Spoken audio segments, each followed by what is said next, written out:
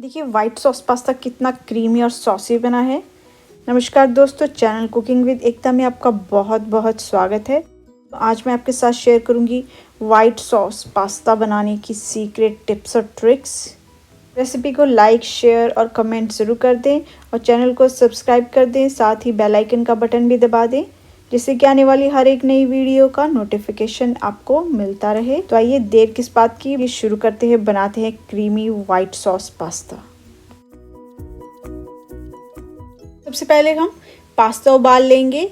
इसके लिए एक बड़ा बर्तन या फिर एक बड़ा पतीला ले लेंगे, उसे गैस पर रखेंगे और फिर इसमें डालेंगे हम 1.5 लीटर पानी और फिर इस पानी में हम डालेंगे 2 छोटे चम्मच नमक के। वाइट सॉस पास्ता आप किसी पास्ता से बना सकते हैं। मैं यहाँ पर पेने पास्ता का इस्तेमाल कर रही हूँ। ये बहुत ही आसानी से मिल जाता है और सबको पसंद भी आता है। तो नमक डालने के बाद हम इसमें डाल देंगे 2 चम्मच तेल और इसे अच्छे से मिक्स कर देंगे। ऐसा करने से जो हमारा पास्ता जब हम उसे उबालेंगे वो चिपकता नहीं है और एकदम खिला खिला बनेगा। जब पानी उबलने वाला ही हो तब हम इसमें डालेंगे पास्ता। मैं यहाँ पर 2 कप के करीब पास्ता ले रही हूँ। ध्यान रखिए दोस्तों, हमें जो पास्ते को उबालना है वो ठंडे पानी में नहीं डालना है। अब हम पास्ता को अच्छे से हाई फ्लेम पर उबलने देंगे। 15 मिनट उबलने के बाद इसे चेक कर लेंगे। ये देखिए पास्ता पक चुका है। ध्यान रखिए हमें पास्ता को पूरा नहीं पकाना है, हमें इसे 80% ही पकाना है। पास्ता 80% पक चुका है, ये जानने के लिए हम इसे चॉपिंग बोर्ड पर निकालेंगे और चाकू से काट करके, ये देखिए आपको एक वाइट रिंग दिख रही होगी। इसका मतलब है कि पास्ता 80% पक चुका है, हमें इसे इससे ज़्यादा नहीं पकाना है। इसके बाद हम गैस को बंद कर देंगे और पास्ता को अच्छे से छान लेंगे। हमें पास्ता का फ्लेवर रहे, वो ज़्यादा ओवर कुक ना हो, चिपका ना बने, खिला खिला अलग अलग बने। इसके लिए मैं इसे यहाँ पर ठंडे पानी से धो रही हूँ। ऐसा करने से इसमें जो एक्सेस स्टार्च है वो भी निकल जाएगा और ये चिपका नहीं बनेगा, खिला खिला बनेगा और ओवर कुक भी नहीं होगा। और पास्ता बनाने के लिए जो मैंने सब्जियाँ ली हैं, आधा कप फ्रोज़न कॉर्न, इससे बहुत ही बढ़िया फ्लेवर वाइट सॉस पास्ता में आता है। इसके अलावा मैंने यहाँ पर ली है एक छोटी गाजर और एक छोटी शिमला मिर्च। दोनों ही सब्जियों को मैंने क्यूब्स में काट लिया था। आप चाहें तो अपनी मनपसंद की कोई भी सब्ज़ी इसमें डाल सकते हैं। इसके बाद इन सब्जियों को सॉटे करने के लिए हम गैस पर कढ़ाई को हाई फ्लेम पर रखेंगे और इसमें डालेंगे 2 चम्मच तेल के। आप चाहे तो यहाँ पर ऑलिव ऑयल का इस्तेमाल भी कर सकते हैं, नहीं है तो रिफाइंड ऑयल का इस्तेमाल कर लें।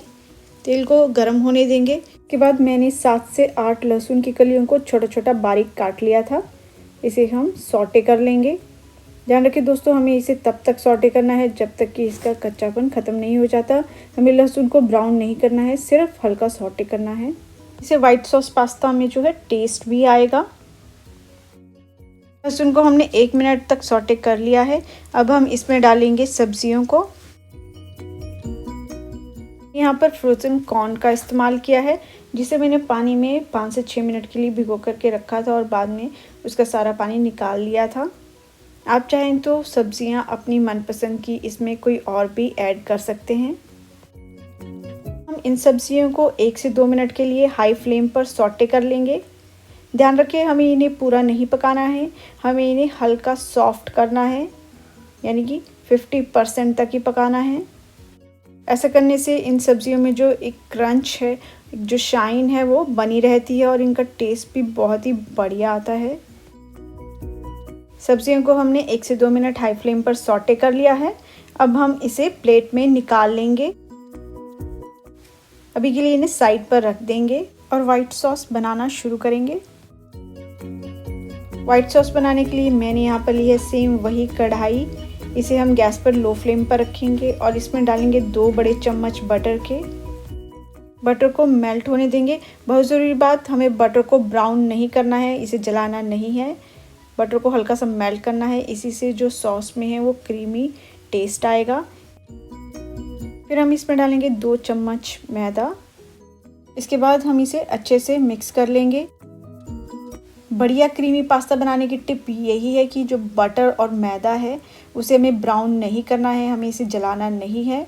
एकदम लो फ्लेम पर इसे 1 से 2 मिनट पका लेना है।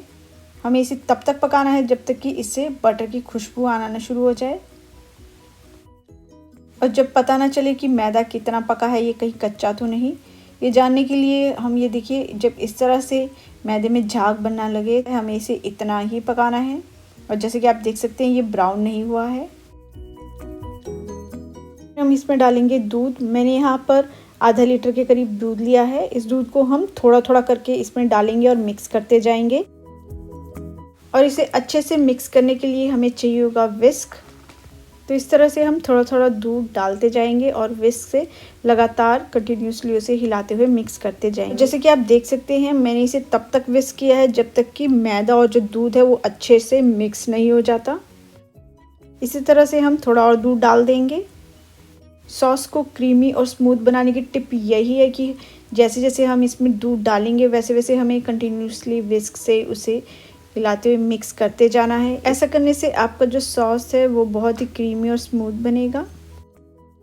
तो बढ़िया क्रीमी सॉस बनाने के लिए हमें थोड़ा थोड़ा करके दूध डालते जाना है और उसे विस्क से अच्छे से मिक्स करते जाना है। उसे तब तक मिक्स करते रहना है जब तक कि उसमें जो लम्प्स है वो ख़त्म नहीं हो जाते।